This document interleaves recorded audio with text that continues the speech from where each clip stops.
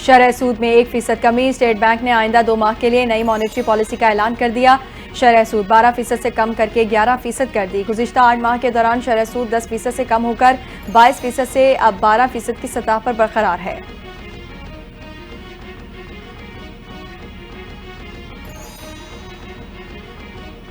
نائب وزیر اعظم اسحاق ڈار نے بھارتی اقدامات کو خطے اور دنیا میں امن کے لیے خطرہ قرار دے دیا۔ تقریب سے خطاب میں کہا، پہلگام میں فالس فلیگ آپریشن کیا گیا، مقصد بھارت میں جاری آزادی کی تحریکوں سے توجہ ہٹانا ہے۔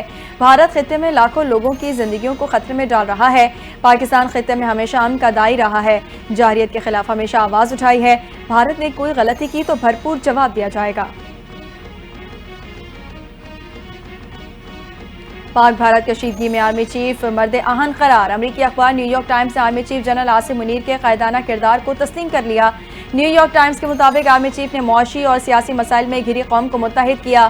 آرمی چیف کا فوجیوں سے خطاب کسی بھی بھارتی حملے کا بھرپور جواب دینے کا عزم ظاہر کرتا ہے۔ آرمی چیف نے 2 ٹوک انداز میں واضح کیا کہ بھارتی جارحیت کا منہ توڑ جواب دیا جائے گا۔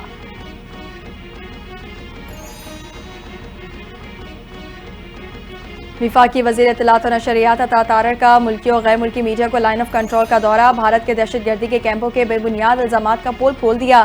بھارتی پروپیگنڈے کو بے نقاب کرنے کے لیے زمینی حقائق میڈیا کے سامنے پیش۔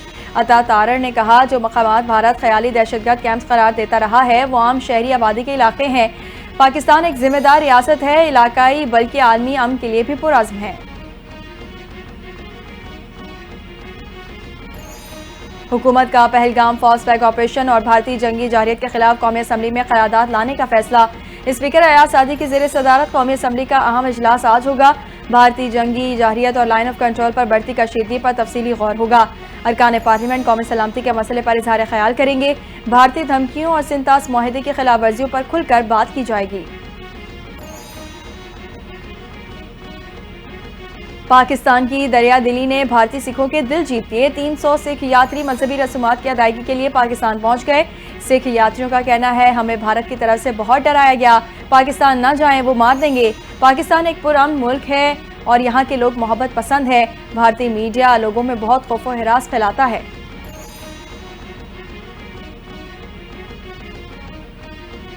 صدر مملکت آصف علی زرداری کا بھارتی حکومت کے حالیہ غیر ذمہ دارانہ اور جارحانہ بیانات پر تشویش کا اظہار۔ کہا، بھارت کے اقدامات سے علاقائی امن و استحکام کو خطرہ لاحق ہے۔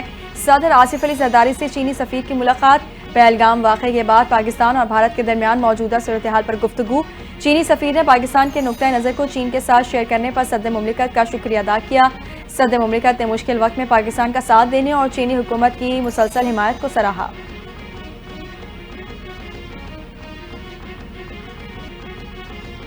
وزیر اعلیٰ پنجاب کی لاہور میں جرائم میں کمی پر لاہور پولیس کو شاباش۔ مریم نواز سے I G C P O Lahore, D I G operations, D I G investigation اور پولیس ٹیم کی ملاقات۔ وزیر اعلیٰ پنجاب نے کرائم ریٹنگ میں کمی پر پولیس کی کاوشوں کو سراہا۔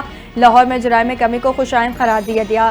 مریم نواز نے کہا، ہر شہری کے جان و مال کا تحفظ ریاست کی ذمہ داری ہے۔ کرائم کا گراف نیچے آنا شاندار پالیسنگ کا نتیجہ ہے۔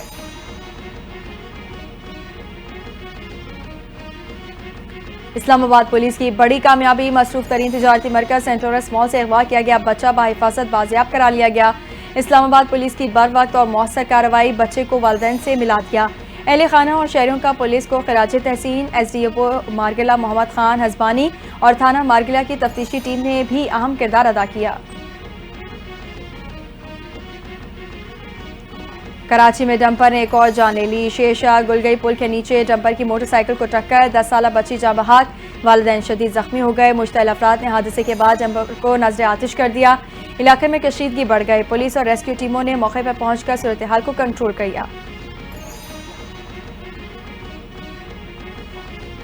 سوات کے مرکزی علاقے مینگورہ سمیت گرد و نواح میں صبح سویرے زلزلے کے جھٹکے، شہریوں میں خوف و ہراس۔ زلزلے کی شدت ریکٹر اسکیل پر 4.2 ریکارڈ۔ زلزلے کا مرکز کوہ ہندوکش ریجن افغانستان میں تھا۔ زلزلے کی گہرائی 156 کلومیٹر زیر زمین تھی۔ کسی قسم کے جانی یا مالی نقصان کی اطلاع موصول نہیں ہوئی۔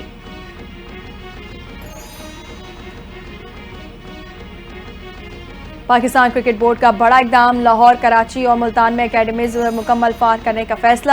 اکیڈمیوں میں سال بھر مختلف پروگرامز جاری رہیں گے۔ ملتان میں انڈر 19 کرکٹرز کو تربیت دے کر آئندہ ورلڈ کپ کے لیے تیار کیا جائے گا۔ کراچی میں پاکستان ویمن کرکٹ ٹیم اور دیگر ممکنہ کھلاڑی کی تربیت ہوگی۔ Aqib Javed director high performance کا عہدہ سنبھالنے کے لیے مضبوط امیدوار۔ اور پاکستان سپر لیگ میں دلچسپ مقابلے جاری۔ کراچی کنگز نے ڈک ورتھ لوئس میتھڈ کے تحت لاہور قلندرز کو 4 وکٹوں سے شکست دے دی۔ کراچی کنگز نے لاہور قلندرز کو 168 رنز کا ہدف 6 وکٹوں کے نقصان پر بآسانی حاصل کر لیا۔ عرفان خان نیازی کی 21 گیندوں پر 48 رنز کی ناقابل شکست اننگز فتح میں اہم کردار ادا کیا۔